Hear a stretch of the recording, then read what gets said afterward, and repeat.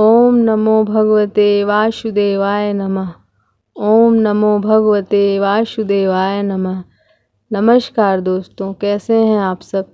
धार्मिक संगीत में आप सबका बहुत बहुत स्वागत है।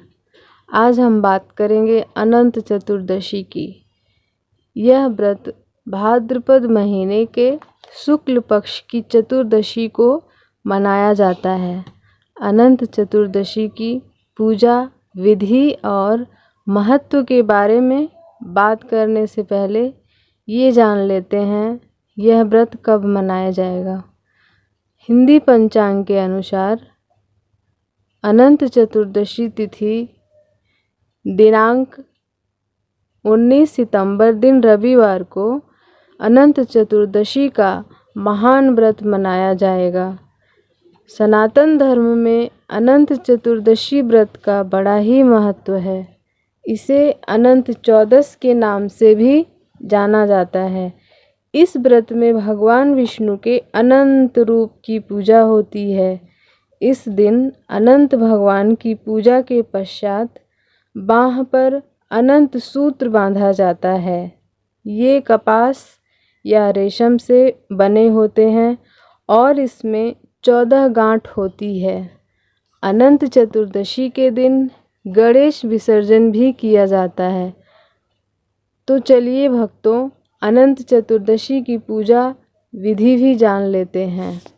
प्रातः काल स्नान के बाद व्रत का संकल्प लें और पूजा के स्थान पर कलश की स्थापना करें।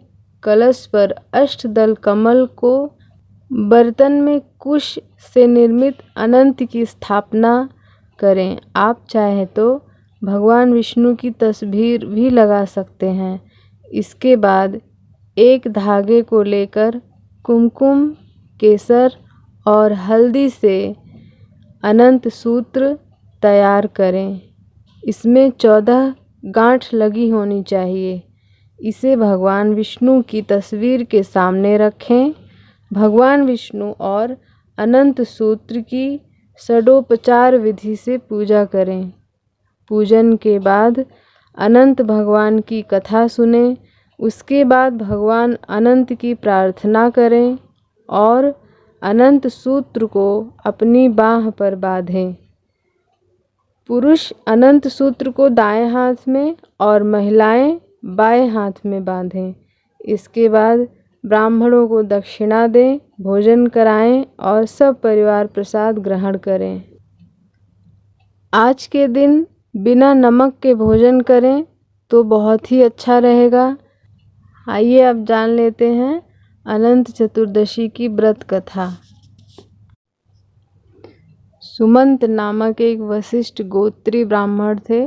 उनका विवाह महर्षि भृगु की कन्या दीक्षा से हुआ था। इनकी पुत्री का नाम सुशीला था। दीक्षा के असमय निधन के बाद सुमंत ने कर्कशा से विवाह किया। पुत्री का विवाह कौंडिन्य मुनि से हुआ, किंतु कर्कशा के क्रोध के चलते सुशीला एकदम साधनहीन हो गई। वह अपने पति के साथ जब एक नदी पर पहुंची तो उसने कुछ महिलाओं को व्रत करते देखा।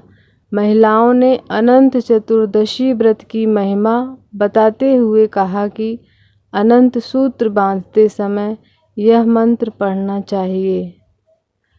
अनंत संसार महासमुद्रे मग्नम संव्युध्वर वासुदेव अनंत रूपे विनियोजस्व वानंत सूत्राय नमो नमस्ते। अर्थात हे वासुदेव, अनंत संसार रूपी महासमुद्र में मैं डूब रही हूँ, आप मेरा उद्धार करें।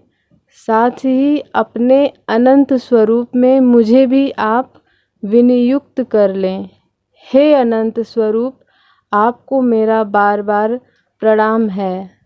सुशीला ने ऐसा ही किया, किंतु कौंडिन्य मुनि ने गुस्से में एक दिन अनंत का डोरा तोड़ा और फिर कष्टों से वो घिर गए। किंतु क्षमा प्रार्थना करने पर अनंत देव की उन पर फिर से कृपा हुई। आइए इससे जुड़ी हम आपको एक कथा सुनाते हैं। जो कि स्वयं भगवान श्री कृष्ण ने कहा है। पुराणों में अनंत चतुर्दशी की कथा युधिष्ठिर से संबंधित होने का उल्लेख भगवान श्री कृष्ण ने किया है। पांडवों के राज्यहीन हो जाने के पर श्री कृष्ण ने उन्हें अनंत चतुर्दशी का व्रत करने का सुझाव दिया। इससे पांडवों को हर हाल में राज्य वापस मिलेगा, इसका भी भरोसा दिलाया। युधिष्ठिर ने जब पूछा यह अनंत कौन है, तब श्री कृष्ण ने कहा कि श्री हरि के ही स्वरूप हैं। इस व्रत को विधि विधान से करने से जीवन में आ रहे सारे कष्ट समाप्त हो जाते हैं और मोक्ष की प्राप्ति होती है। जय श्री कृष्णा।